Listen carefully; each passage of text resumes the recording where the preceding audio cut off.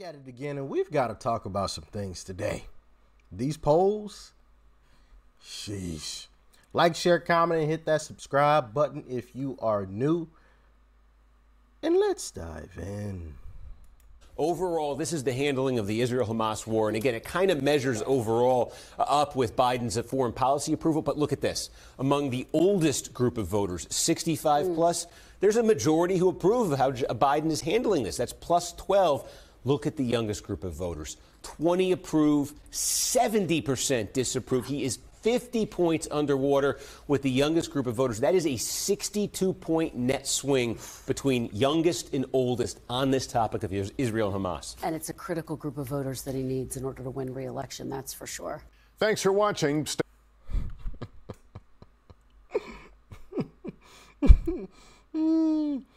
He's going down. He's going down like a sinking ship, like a boat anchor. And it is hilarious to watch, man. But let's continue on. And get this, the erosion of support comes as young voters break from President Biden favoring Trump by 4 points. Alexandria Chung, Christian Hodges, and Ezra Meyer are all Gen Z voters, and they all join me now. Good morning to you. Alexandria, this number that shows that young people support Donald Trump over Joe Biden by 4 points is particularly surprising and important because it was young people in swing states in 2020 that really led to Joe Biden winning. So what is driving this number? Absolutely. I think that Joe Biden is really out of touch with not only the younger generation, but basically everybody. I think that on the left, so many people feel disengaged from his politics and what he is advocating for. And I think we are all just looking to see a new face who will unite the country. Well, Christian, the cover of the New York Post this morning says it all. Biden's birthday blues, they're calling it. Trump takes the lead in new poll. Dems hit the panic button as Joe turns 81 today. Happy birthday, President Biden. But fear not, if you're a Democrat, Democrats do have a plan on how to combat the age concerns. And it appears that they're going to say that Joe Biden may be old, but his ideas are not. Illinois Governor J.B. Pritzker recently made this point, saying Lauren Boebert is 36 years old, J.D. Vance is 39. We all agree that they may be young, but what they stand for is old and ugly. What do you think about that strategy? Do you think that will work? No, there's no shot that will work. And if it does, it's only because the Democrats control the media. We ought to be focusing on the fact that it's not about the age of the president, it's not about the age of the candidate. It's about the competence of the president. Is Joe Biden able to hold the office of president? Is his mind sharp enough? I don't think so. I think many Gen Zers are waking up to this because their greatest strength is their awareness. So I pray that all generations will wake up to this, not just one or two. As America, to be united, to be a United States, must have a multi-generational effort to preserve freedom. Well said. Well said, my young brother. Well said. Biden has absolutely destroyed his voting base. I mean, he's lost everybody. He's lost everyone. And of course, with these types of videos, like I always say with these, there's more. I really don't think Biden has realized that Gen Z is not going to vote for you. You have lost. Like, the Muslim population in the United States is also not going to vote for you. Black people, from the sounds of TikTok and Twitter, are not going to vote for you. Like, you're lost even before your campaign has started. And they kind of panicked a little bit because I saw an article in the New York Times. But you have lost. The way you have dropped the ball on talking about Palestinians and the fact that they hold no value in your eyes. Like, you realize you have lost Gen Z. Like, Gen Z's whole opinion of this whole thing is literally being documented on Twitter, Instagram, TikTok. All the generations too, by the way. But, like, I don't think the Biden administration has realized that, like, you lost severely. And this is not something you can come back from. This will be something that will be studied in documentaries. They'll be like, how did he drop the ball this bad? That may be the case, but she said something interesting there. She said that he has lost the support of Muslims. That is true. Check it out. I'm here to tell you, Mr. Biden, that on behalf of the Michigan Muslim community, we will not be voting for you either in the primary or in the general elections. We will never forget that you've already crossed the line on October 31st, 2023, simply by not calling for a ceasefire. We are not powerless as American Muslims. We are powerful. We don't only have the money, but we have the actual votes. And we will use that vote to save this nation from itself. But Arizona, Biden only won by 10,500 votes. And the U.S. Policy of Immigration Center at UC San Diego, as well as CARE Arizona, did a study and they estimate that there are over 25,000 Muslim voters in the state of Arizona.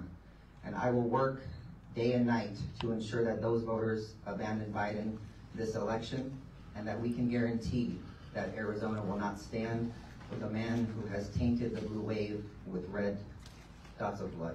The message is clear. Muslims in Pennsylvania are not aligned more than ever, from Philadelphia to Pittsburgh. We do not tolerate. He has royally messed up. Now, agree or disagree, right, with why people are, saying that they don't want Joe. I welcome everyone right on over here to the Trump train, okay, where everybody gets treated equally. Nobody gets any better or worse treatment than any other individual or group of individuals. We all get treated equally, the same, the way that it should be, okay? So yeah, I want to extend an olive branch to everyone. He's lost Gen Z. We saw the poll numbers on that. We've seen, some of those posts from a lot of these younger individuals. I think I made a video on that a while back, of young people talking about how they don't support Joe and they aren't going to vote for him. They're more than likely not going to vote at all because of how terrible Joe has been. And of course, the, Israel, Hamas whole situation, Palestine situation, as well. That's been one huge issue for Joe. And as you saw there, he's lost the Muslim population. And you heard the guy there say, hey, listen, he lost by X number and there's X number of Muslims there. And I'm going to ensure that every single one of them doesn't vote for Joe. Whoa, don't you love it? Don't you love it? People, and y'all remember Joe said he was going to unite the country. In a funny way, he actually did. Just not in the way that I'm sure he would have wanted. He's united the country against him and has opened people's eyes to actually Trump wasn't bad. It was just the media bombarding me with, oh, Trump bad, Trump bad, Trump bad, Trump bad, 24/7 all day, every day. So then I started to believe it at one point. But the truth of the matter is Biden has lost everyone, including the individuals amongst us who have been blessed to have graced this earth a bit longer than the rest of us. How y'all feeling? How are those 401ks looking? You still like them? Americans don't like Bidenomics. The bite it's taken out of our retirement savings. 401ks down nearly 25%. Pension plans have lost 12%. Americans don't like 25%.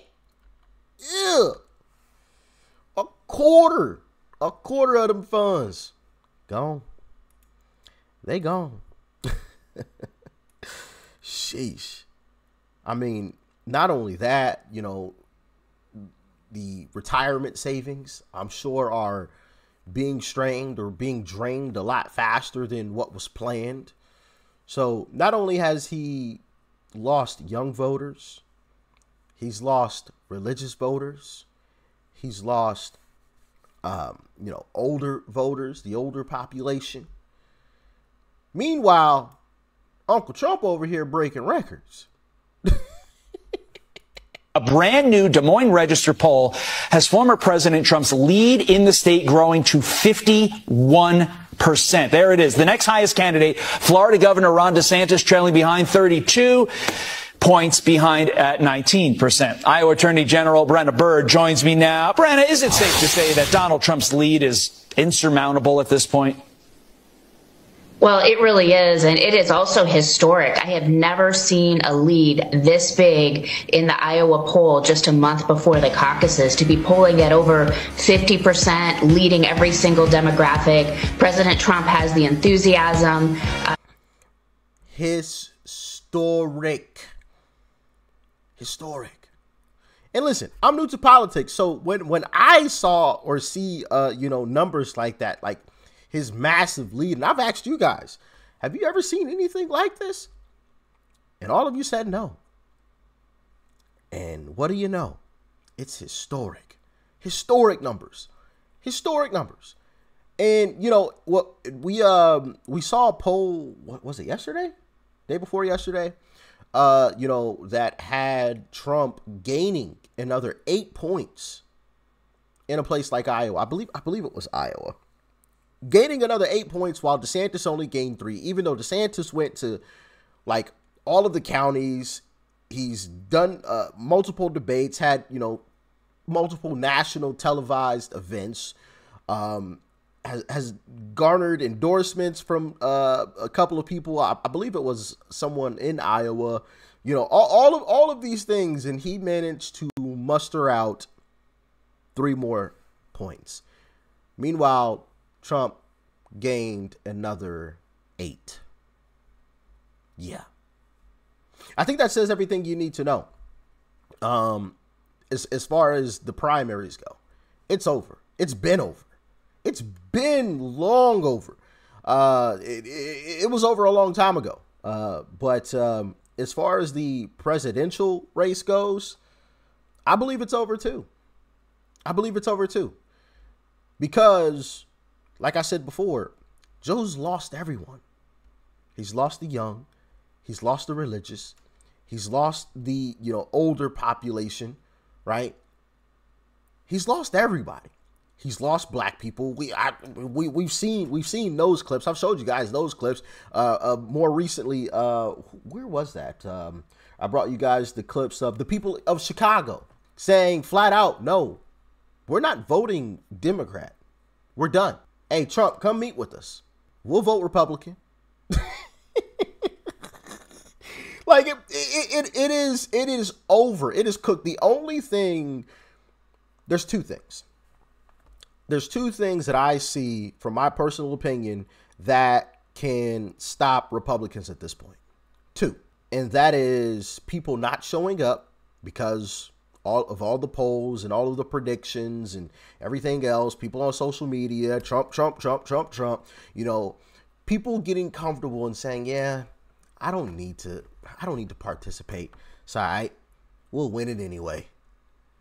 That, which is one thing that I'm really worried about, okay? Because everything has been pointing in the right direction. Things have been going extremely, extremely well. So I think it's important that we remind each other and other folks, hey, we have to do our part. Otherwise, all these great polls mean absolutely nothing. And 2, it's the abortion issue. If Republicans don't lay that down, which Trump has, but I think we all need to get behind Trump with that and put that to rest. Because let me tell y'all something. Mark my words. Remember I said this. Come 2024, Democrats will use that to rally the troops. They will use abortion to rally their base. They will. Remember I said that in this video. I don't know what I'm going to title it yet. They will use abortion. Watch.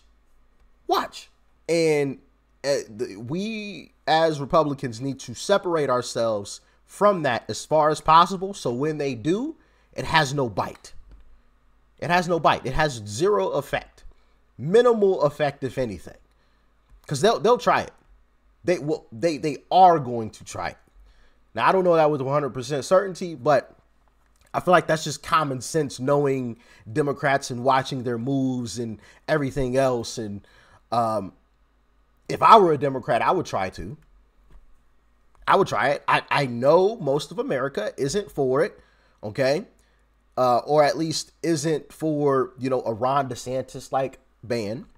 So yeah, I'm pulling out all the stops. I'm going to attach you to the Ron DeSantis ban. Hey, hey guys, you want them to take away your rights as women? Huh? You want that?